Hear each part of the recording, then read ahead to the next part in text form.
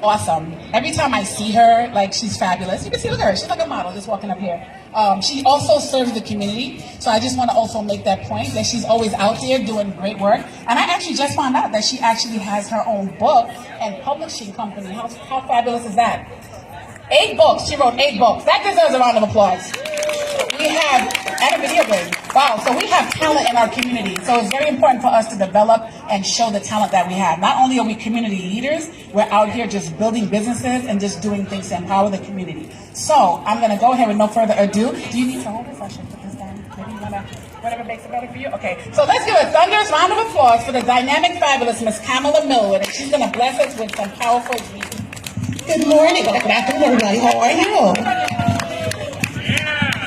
So I have 8 books, and my shortest book is here because I don't want to dominate the rest of this wonderful event. So I'll be reading it to you now, and it's called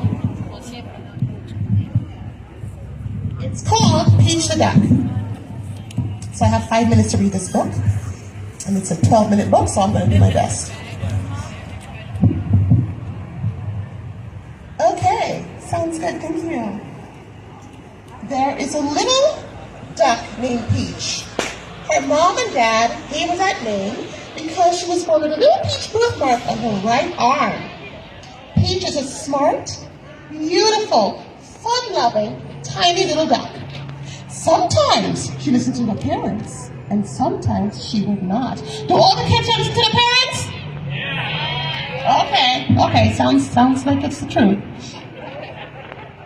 One of the things that Peach loves to do is to wear a pair of dirty, stinky, smelly yellow socks. And she would take out the hamper when no one is looking. That's not good, kids. Taking stuff out the hamper when no one's looking, not good. When her mom would see her with those socks, she would say, Peach, go and take those socks right now, give them to your dad, and put them in the hamper. But what would Peach do? Peach would refuse and say, I'm going to keep on my dirty, stinky, smelly yellow socks forever. And Peach would run off to play. Now that's not good, kids. Let's find out what lessons she will learn in this book. The next day at school, Peach decided to put her dirty, stinky, smelly yellow socks in her book bag when no one was looking. And what happened at school? She stepped in some strawberry jam with her right sock and some peanut butter with her left sock. So as we can tell, it's getting from bad to worse, kids. We're going to learn our lesson today. She didn't listen. She took them and she put them in the bag, and Mommy and Daddy does not know anything about it. So at nap time now at school, the teacher told all the kids to go to bed. And Peach went and closed her eyes and said she's going to go to bed, because it was time for nap. So when Peach closed her eyes and went to bed, she heard a little noise happening. She heard nibble, nibble, nibble, nibble, nibble, nibble, nibble, nibble, nibble. She jumped up and said, what's that? What's going on? The teachers are not on Facebook. The teachers are not on Instagram. They're looking at me today. Let me just go back to sleep. Maybe I was just hearing things. She closed her eyes again for the second time. And then she heard the noise again. She said, what is happening? Am I hearing things? What is that noise? She said, oh, somebody's playing with my head. She closed her eyes for the 3rd time. And this time, what did you hear, kids? And guess what? Peach jumped up out of her bed to find out that a mouse had nibbled off both of her dirty, stinky, smelly yellow socks, because the little mouse thought that her socks were cheese. Look at that. She was so terrified and horrified. She couldn't believe that the socks that she loved so much were munched off by a greedy, hungry, pint-sized mouse.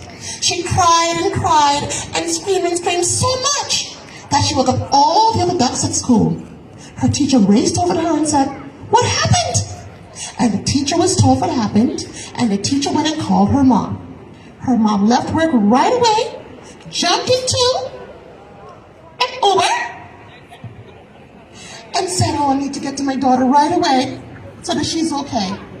So the mom was in traffic for a long time, finally made it to Peach's school, got to Peach's school, gave her a nice big hug and a kiss, and Peach promised her mom that from now on she would listen, and she would never ever wear dirty, stinky, smelly yellow socks ever again, but only will wear the clean, fragrant socks that her mom just told her to put on.